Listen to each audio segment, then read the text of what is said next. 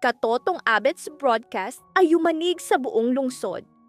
Ang di umano'y pagkamatay ni Marsing at Aling Nita ay ibinunyag na bahagi lamang ng mas malaking panlilinlang. Bago sila mawala, ipinagkatiwala nila kay Abet ang katotohanan. Ang badyet ng proyekto ay hindi 8,000 piso kundi 15,000 piso at ang sobra ay kinulimbat ng mga gerero.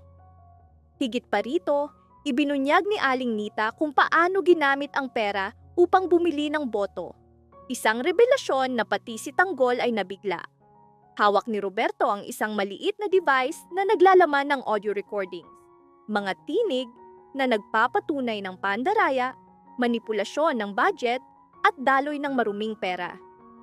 Ito na, bulong niya, kahit kinukuyom siya ng takot. Ang ebidensya ay hindi lamang tumutukoy sa mga gerero, kundi pati sa mga pangalang minsan niyang pinagkatiwalaan. Nang ipahayag ni Abet sa radyo ang mga pangalan ni Marsing at Nita, tila tumigil ang oras. Natigilan ang mga tao, may nagtakip ng bibig, may napaluhod, may tahimik na nanalangin. Alam ng lahat, ang magsalita laban sa mga gerero ay katumbas ng pagtaya ng sariling buhay. Biglang sumabog ang putukan. Tumagos ang bala sa bintana, tumama malapit sa ulo ni Roberto. Bumagsak siya, hingal, nalasahan ng katotohanan ng panganib.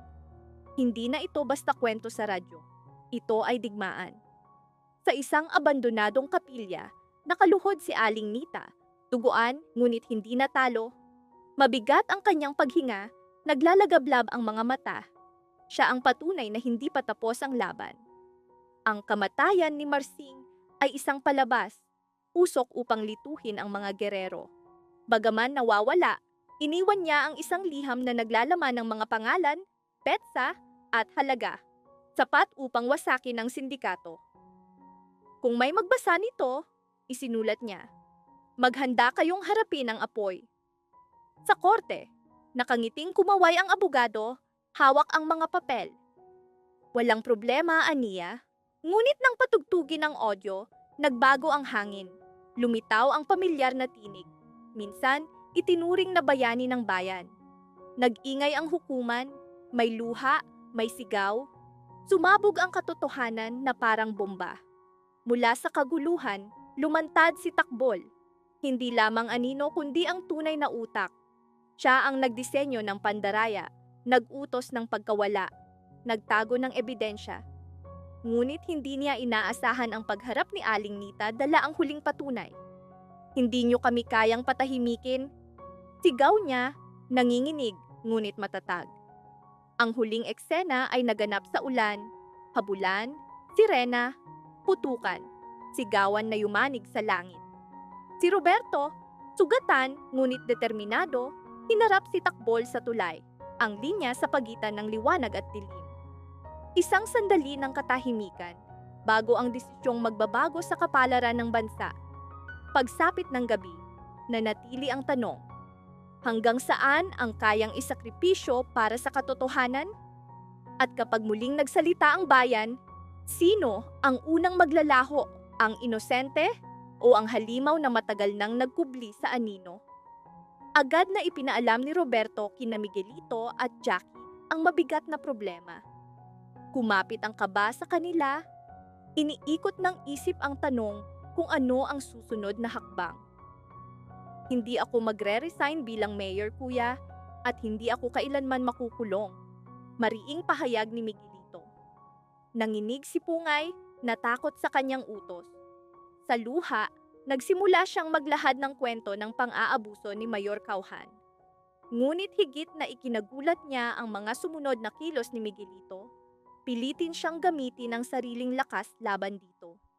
Samantala, nagpasya si Mauro na panahon na upang maghiganti kay Roberto. Nagsimula siyang magtipon ng matibay na ebidensya laban sa mga gerero, umaasang makakaganti. Ngunit napansin siya ni Kidlat, nagduda sa kakaibang kilos.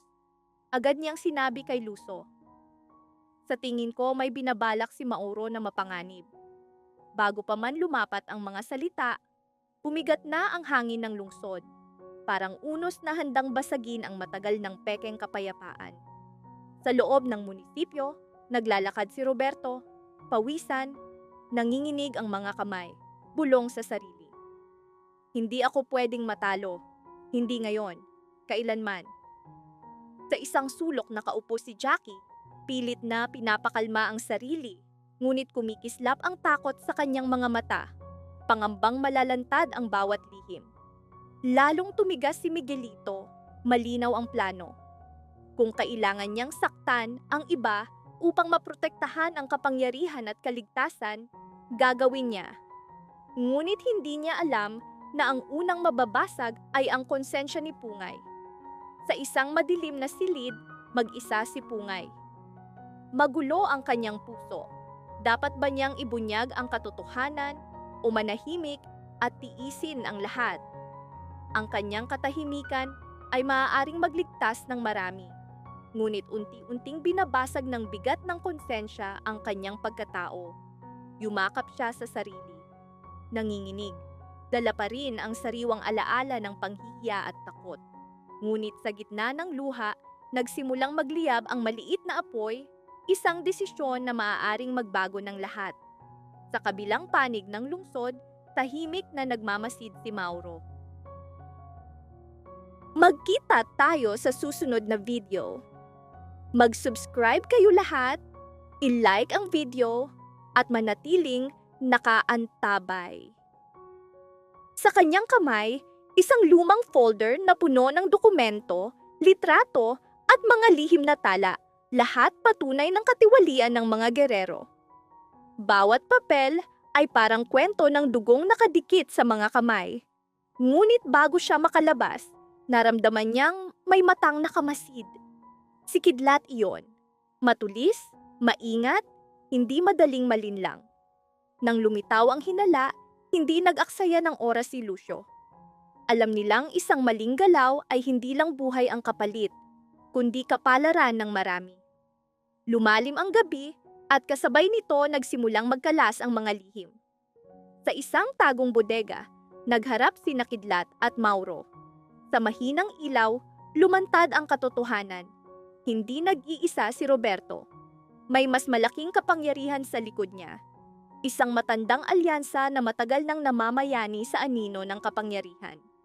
Napatigil si Mauro, para bang nilublob sa malamig na tubig.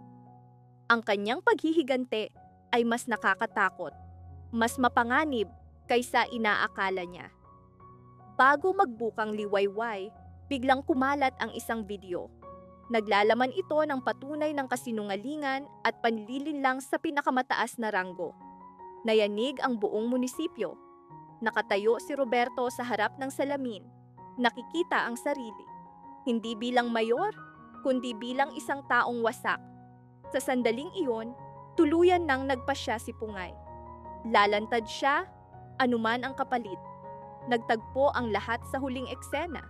Sigawan, luha, putukan na umalingaw-ngaw sa malayo, at isang revelasyong yumanig sa buong lungsod. Si Miguelito, na akala ng lahat ay utak ng lahat, ay isa palang biktima ng mas matandang kasunduan. Ngunit huli na. Kapag lumabas ang katotohanan, hindi na mapipigilan ang puwersa nito. Sa gitna ng kaguluhan, nanatiling nakabiti ng tanong, sino ang tunay na makakaligtas kapag naibunyag ang lahat ng kasinungalingan? Halos imposibleng magtiwala, hindi na kinaya ni Tanggol. Sa kanyang pag-uusap kay Pungay, sumabog ang galit. Walang hiya ang mga gerero. Nararapat silang makulong. Isang bagong lakas ang sumibol sa kanya nang ibunyag ni Mang Mauro na may hawak siyang ebidensya laban sa mga gerero. Ngunit naputol ang kanilang usapan. Isang sigaw at putukan ang bumasag sa katahimikan. May ebidensya ako laban sa kanila. Ngayon matatapos na ang laro nila. Umalingaw-ngaw ang tinig. Mabilis na kumilos si Tanggol, ngunit hindi inaasahan na si Aling Linda ang tamaan ng bala at bumagsak. Parang nawala ang kanyang buhay sa isang iglap. Lalong tumindi ang habulan at putukan. Matapang na lumaban sina Pungay at Tanggol, ngunit naubos ang bala ni Pungay. Dahan-dahang lumapit si Lucio, malamig ang mga mata. Tapos ka na, bulong niya. Ramdam ni Pungay na nakasulat na ang kanyang kapalaran. Bawat panalangin ay tila papalapit sa kasagutan. Narinig ng langit ang kanilang hiling. Ngunit sa katahimikan, muling umalingaw-ngaw ang putok. Bumagsak si Lucio, hindi dahil sa bala, kundi dahil may humila sa kanya papasok sa dilim. Pamilyar ang anino. Duguan ang mga kamay, ngunit puno ng tapang ang mga mata. Mula sa dilim lumitaw ang matandang mukha, isang pagbabalik na magbabago ng lahat. Si Mang Mauro, na akala'y patay na, ay buhay. Hawak niya ang AB, ang ebidensyang matagal nang hinahanap ng mga gerero. Sa nanginginig na tinig, sigaw niya, "Hindi niyo na ako kayang patahimikin. Narito ang lahat, mga pangalan, utos, pati ang listahan ng pumatay kay Aling Linda." Sumiklab ang mga lumang sugat sa loob ni Tanggol. Bumalik ang alaala ng mga gabing puno ng takot at sigaw ng pagkawala. Sumugod siya, hinila si Pungay palayo sa panganib. Ngunit biglang yumanig ang lupa sa isang napakalakas na pagsabog. Gumuho ang bahagi ng bodega. Kumalat ang alikabok, sigawan at dugo. Sa usok, narinig ni Tanggol ang mahina ngunit malinaw na pag-iyak. Humihinga pa si Aling Linda. Sa luha, bulong niya, "Anak, huwag kang titigil. Hindi pa tapos ang laban." Ngunit mula sa likod, lumitaw si Aro. Mapanlin lang ang ngiti. "Akala niyo ba iisa lang ang ulo ng ahas?" Sa isang iglap, binaril niya si Mang Mauro. Bumagsak si Mauro, nalaglag ang AB, gumulong sa sahig hanggang mapulot ni Pungay. Wala nang oras para mag-isip. Mabilis niyang dinampot at tumakbo. Dala ang ebidensya, dala ang bigat ng katotohanan. Samantala, hinarap ni Tanggol si Aro. Nagtagpo ang kanilang mga mata. Parang dalawang matagal nang magkaaway na muling nagbanggaan. "Pinagkanulo mo kami," sigaw ni Tanggol. Tumawa si Aro. "Kayo ang sumuway." Nagsimula ang laban. Suntok at sipa. Bawat hampas ay alaala ng mga nawala. Biglang may kutsilyo sa kamay ni Tanggol. Tumigil ang oras. Ngunit pinigilan niya ang sarili. Mariin niyang sinabi, "Sa kulungan ka pupunta at sasagutin mo ang lahat ng krimen mo." Sa kabilang dako, hinahabol si Pungay ng mga tauhan ng gerero. Tumakbo siya hanggang sa makitid na eskinita. Hingal, nanginginig ang mga kamay, naalala niya ang panalangin. At tila narinig ng langit. Umalingaw-ngaw ang sirena ng pulisya. Dumating ang mga pulis. Nagkagulo. May nahuli. May tumakas. Ngunit ang pinakamahalaga, ligtas ang ebidensya. Pagbalik, nakita ni Pungay si Tanggol na nakaluhod sa tabi ni Aling Linda. Tapos na. Tahimik ang paligid. Isang yakap ang pansamantalang nagpagaan ng sakit, ngunit hindi nawala ang apoy ng galit. Sa huling hininga, bumulong si Mang Mauro ng isang pangalan. Pangalan na yumanig sa lahat. Isang taong pinagkatiwalaan nila. Isang nasa loob mismo ng kanilang hanay, ang tunay na taksil. Dito, nagsimula ang mas mapanganib na kabanata.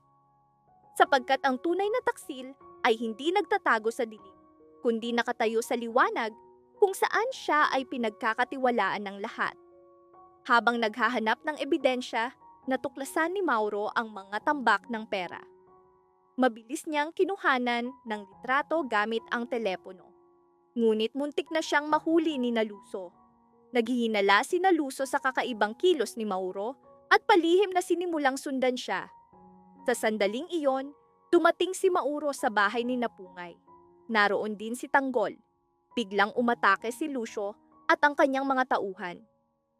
Nabali ang katahimikan. Bumukas ng malakas ang pinto, sumugod ang mga armadong tauhan ni Lucio, galit. Walang balak umatras. Mabilis na kumilos si Tanggol. Hinila niya si Pungay patungo sa bintana kasabay ng unang putok. Tumama ang mga bala sa dingding. Sigawan, iyakan ng mga bata, yabag na yumanig sa bahay. Parang bagyong sumalakay. Sa labas, Nagtago si Mauro sa likod ng kotse. Hingal, hawak ng mahigpit ang telepono. Iniingatan ang mga litrato ng tambak na pera. Ang ebidensyang iyon ay maaaring maging dahilan ng kanyang kamatayan. Sa loob, patuloy na lumaban si Tanggol, tuntok at sipa. Bawat hampas ay pakikibaka para mabuhay. Bawat galaw, bawat hampas ay puno ng galit at determinasyon. Ngunit napakarami ng kalaban. Biglang tumunog ang telepono ni Lucio. Natigilan siya. Lumitaw ang mensahe, mga litrato ng parehong tambak ng pera na kinuna ni Mauro. Kasama nito ang babala. Tapos na kayo! Nanlaki ang mga mata ni Lucio. Napagtanto niyang may taksil sa kanilang hanay. Mas nakakatakot pa. Ang lihim na simbolo sa sulok ng larawan, kilala lamang ng iilang gerero. Sa labas, sinubukang tumakas ni Mauro. Ngunit hinarang siya ng isang babaeng nakamaskara. Akala niya'y katapusan na niya. Subalit imbes na bala, iniabot nito ang isang lihim na papel, mahinang bulong. Narito ang katotohanan, at ang pangalan ng nag-utos na wasakin ka? Bago pa siya makapagsalita, naglaho ang babae sa dilim. Nanginginig, isinilid ni Mauro sa bulsa ang papel. Mas mabigat na pasanin ang kanyang dala. Hindi lamang ebidensya, kundi isang katotohanang kayang magwasak ng buong sindikato. Sa loob, tinamaan si Tanggol sa balikat. Pumuhos ang dugo, akala ng lahat, tapos na siya. Ngunit ang matinis na sigaw ni Pungay ang nagpapaalala kung bakit siya lumalaban. Sa kabila ng sakit, muling tumindig si Tanggol, dinampot ang baril ng kalaban, at itinulak si Lucio. Nagtagpo ang kanilang mga mata. Dalawang lalaking may kanya-kanyang lihim. Nanginginig sa galit si Lucio. Hindi mo alam kung ano ang pinasok mo. Mariing sagot ni Tanggol. Alam ko, at hindi ako uurong. Biglang sumabog ang putukan sa labas, nagdulot ng kaguluhan. Nagkawatak-watak ang mga tauhan ni Lucio. Sinamantala ni Tanggol ang pagkakataon. Hinila ang kanyang mga kasama at tumakas sa likod na pinto. Paglabas nila, pumukas ang tarangkahan. Nakatayo roon si Mauro. Nagtagpo ang kanilang mga mata. Puno ng tanong at takot. Hingal na bulong ni Mauro. May ebidensya ako, ngunit may mas nakakatakot pang katotohanan na paparating. Sa isang abandonadong bodega sila nakahanap ng kanlungan. Binuksan ni Mauro ang kanyang laptop at pinatugtog ang ESP. Lumitaw sa screen ang mga video, pangalan, transaksyon, at isang mukha. Si Roberto, ang akala nilang nakatago sa anino, ay siya palang sentro ng kasinungalingan. Sa nanginginig na tinig, inamin ni Mauro kung paanong isinakripisyo siya upang takpan ang mas malaking operasyon. Napagtanto ni Tanggol, mas personal, mas malalim ang laban kaysa inaakala nila. Ngunit hindi pa tapos ang gabi. Biglang namatay ang ilaw. Mabibigat na yabag ang umalingaw-ngaw. Napalibutan sila. Isang pamilyar na tinig ang narinig. Inalis ang maskara. Lumitaw ang mukhang akala'y matagal nang patay. Parang kidlat ang revelasyon. Siya ang dating kanang kamay ni Roberto na nawala matapos ang masaker. Dumating na ang oras para lahat magbayad, mariin niyang wika. Agad sumiklab ang putukan. Tumigil ang oras. Bawat segundo, lumilitaw ang nakatagong kasaysayan ng dugo, pagtataksil ng pamilya, at mga pangakong winasak ng kapangyarihan. Sa huli, bagaman sugatan, nakatakas sina Tanggol at Mauro. Hawak nila ang katotohanang kayang pabagsakin ang mga hari ng dilim. Ngunit kasabay nito ang babala. Sisimula pa lamang ang digmaan. Pagsapit ng bukang liwayway, nakatayo si Tanggol, nakatitig sa malayo, nakasuntok ang mga kamay. Alam niyang mas marami pang buhay ang mawawala, mas maraming dugo ang dadanak. Ngunit sa gitna ng takot at sakit, lalong naglalagablab ang apoy ng hustisya. Mula sa anino, may mga matang nakamasid sa bawat galaw nila. Handa silang umatake kapag sila'y nadapa. Muling babangon ang kiyapo sa sigaw, sa dugo, at sa katotohanang hindi kailanman maitatago. Bago matapos ang sigaw ni Tanggol, muling umaling-awngaw ang putok. Nabagsak ang basag na bote, kumalat ang kaguluhan. Kumapal ang usok, humalo ang amoy ng pulbura at dugo. Sa gitna ng kaguluhan, desperadong tinakpan ni Tanggol sina Pungay at Mauro. Walang tigil na nagpaputok sa gilid ng kalaban. "Lumabas na kayo!" sigaw niyang muli. Nanginginig ang kanyang tinig sa galit at takot. "Huwag mo akong kalimutan," pulong ni Pungay, luha sa mga mata, nanginginig ang mga kamay na ayaw bumitaw. "Hindi kita iiwan, Tang. Kung tunay mong nais ang pagbabago, tumakbo ka." Ngunit mariing sagot ni Tanggol, kahit dumadaan ang mga bala sa kanyang ulo. "Lumabas na!" Si Mauro, hawak ang dugo ang asawa, halos mabaliw sa takot at sakit. Hindi pa tapos, pulong niya sa sarili, hinila si Pungay palayo. Biglang yumanig ang lupa sa napakalakas na pagsabog. Isang granada mula sa mga tauhan ni Lucio ang tumama sa gilid ng gusali. Bumagsak si Tanggol, dumadaloy ang dugo sa kanyang noo. Ngunit muling tumindig. Malabo ang paningin, ngunit malinaw ang isang katotohanan. Ito ang digmaang matagal na niyang iniiwasan. "Lumabas na!" sigaw niya sa huling pagkakataon. Pinaputok ang huling bala laban sa kalaban. Samantala, sa madilim na eskinita, hingal na hingal sina Pungay at Mauro. Biglang bumukas ang isang pinto.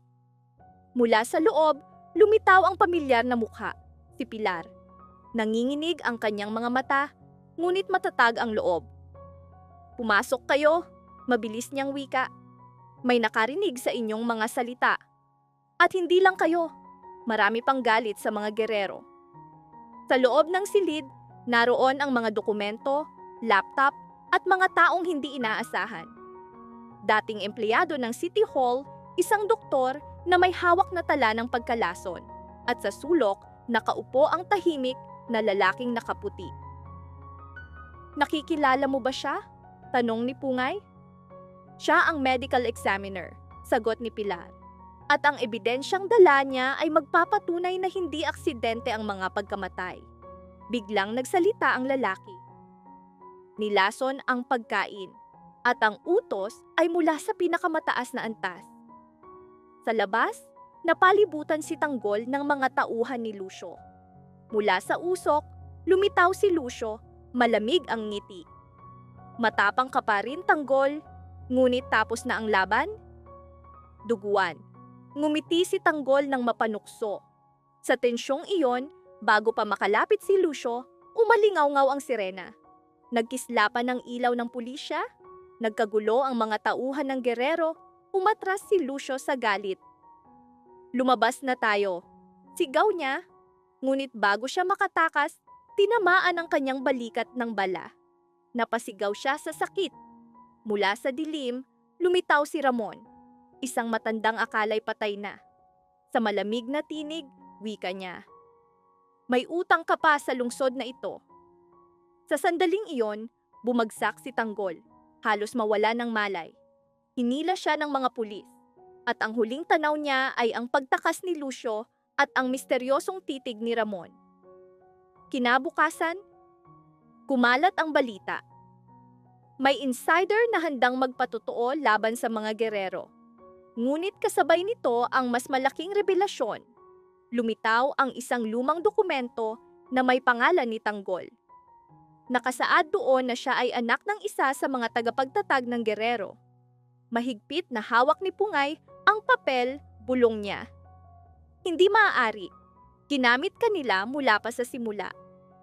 Sa isang lihim na silid sa ospital, dahan-dahang iminulat ni Tanggol ang kanyang mga mata. Nakatayo sa tabi niya si Mauro, puno ng bagong determinasyon ang mga mata. "Handa ka na ba upang malaman ang buong katotohanan?" Huminga ng malalim si Tanggol. Sa labas ng bintana, dumidilim ang langit. Isang hudyat, hindi pa tapos ang laban. Sisimula pa lamang ang tunay na digmaan. Magkita tayo sa susunod na video. Mag-subscribe kayo lahat, i-like ang video, at manatiling nakaantabay.